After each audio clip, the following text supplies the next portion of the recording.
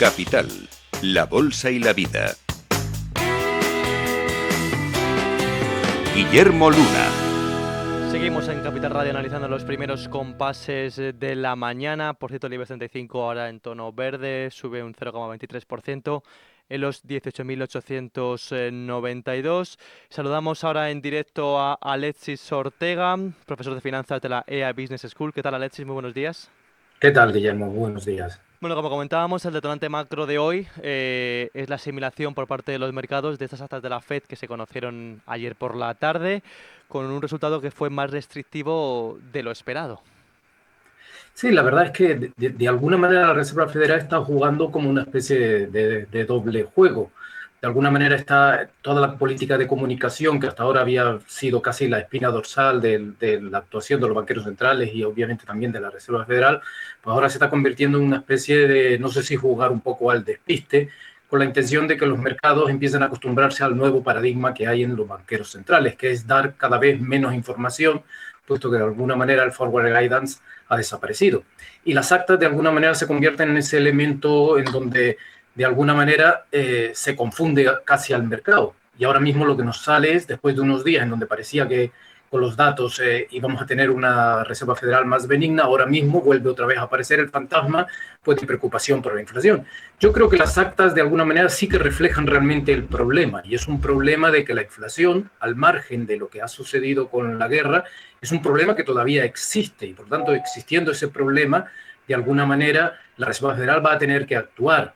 Yo siempre he venido diciendo desde que Walsh está en la presidencia del FOMC, de que se dedica mucho a ladrar, pero en algún momento tendrá que morder. Y yo no sé si el mercado está realmente preparado para sentir esa mordida y, por lo tanto, de alguna manera, sorprendernos en algún momento con una subida de tipo de interés. Sí, la incógnita es ver si este mensaje, estas actas, los inversores lo interpretan como una señal de fortaleza económica o más bien como un riesgo para la renta variable. Bueno, ahí es donde está un poco el problema. Y la verdad es que de alguna manera si digamos que la situación de los mercados y sobre todo los tipos a largo, a mí donde más preocupación me centra no es tanto en la fortaleza de la economía, sino en los tipos de interés a largo plazo. Y eso se está convirtiendo en un problema sustancial, incluso para los mercados financieros.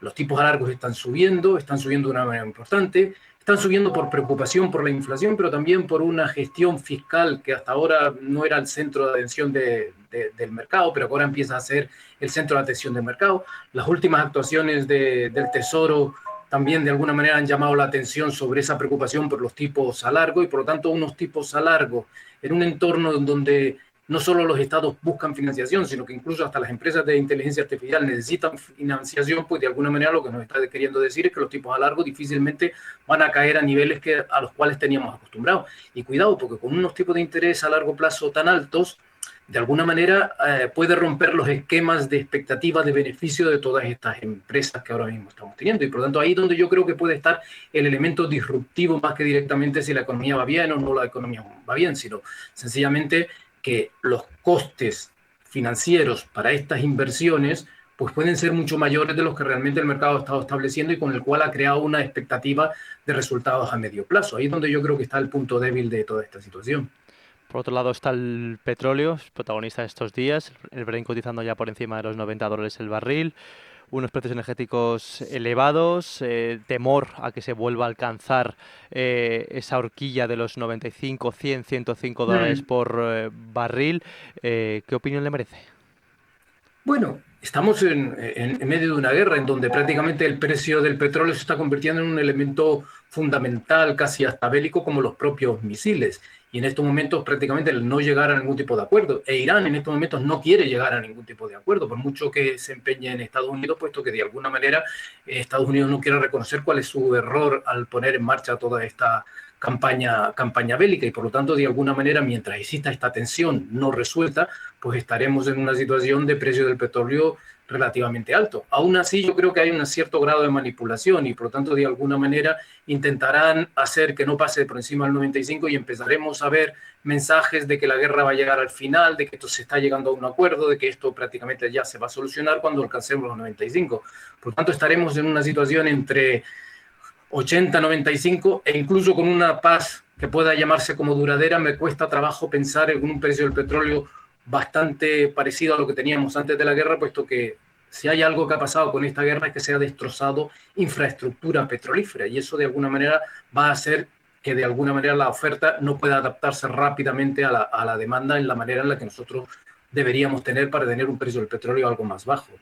Haya paz o no haya paz, hoy de momento lo que hemos conocido es que Donald Trump anuncia una nueva ofensiva económica contra Irán, que califica como la operación de mayor impacto jamás emprendida contra un país. Así que bueno, veremos porque esto nos va a dar para hablar largo y tendido las próximas semanas seguramente. Este jueves también está prevista, le quería preguntar por ello, la compra de Western por parte del Banco Santander, que implicará la emisión de 335 millones de acciones nuevas. Los detalles, el precio definitivo lo vamos a ir conociendo a lo largo de la sesión de hoy. Va a convertir el Banco Santander en una banca minorista en Estados Unidos. Esta operación, ¿qué opinión le sugiere, Bueno, Alexis? yo no soy experto en el sector financiero y por lo tanto mi opinión pues posiblemente no sea tan fidedigna o tan buena como la de cualquier otro experto en este sector. Pero en cualquier caso, de alguna manera el Banco Santander se está convirtiendo en un banco internacional. Después de estar en el Reino Unido, pues ahora ataca a Estados Unidos y se quiere convertir en un banco internacional con presencia mundial. De alguna manera eso es un elemento que yo creo que a medio plazo puede ser positivo, pero le digo, en detalles no le podría dar una opinión muy personal. Sí, bueno, pues vamos con otras referencias de la jornada. Hoy, por ejemplo, vamos a conocer las peticiones semanales de desempleo, la encuesta manufacturera de la Fed de Filadelfia y mañana quizá el dato que más está esperando la zona euro, que son los PMI preliminares de sus principales economías. Estos últimos serán sobre todo particularmente relevantes porque bueno, van a permitir comprobar si la aceleración que observábamos en la economía a comienzo del verano se mantiene o no en estos últimos compases del mes de agosto. Sobre todo con una economía europea que sigue siendo todavía bastante vulnerable a ese encarecimiento energético del que veníamos hablando hace unos instantes. Sí, ese es un poco el elemento fundamental en Europa, que es muy vulnerable a los precios energéticos. Aún así, el sector manufacturero está en una situación de expansión, incluso el composite, el índice composite está por encima de 50, que ahora nos queda por ver exactamente qué es lo que pasa en el sector servicios, que en Alemania, por ejemplo, está en el 49,8 y de alguna manera está casi en la frontera. Y es un poco el elemento que nos haría falta para por lo menos compensar los efectos negativos que estamos teniendo en el sector manufacturero.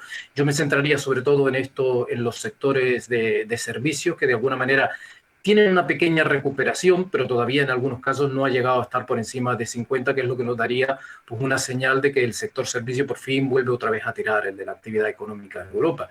Pero en cualquier caso tenemos en los últimos meses una relativa mejora en estos índices de expectativas que de alguna manera yo de momento sería relativamente positivo.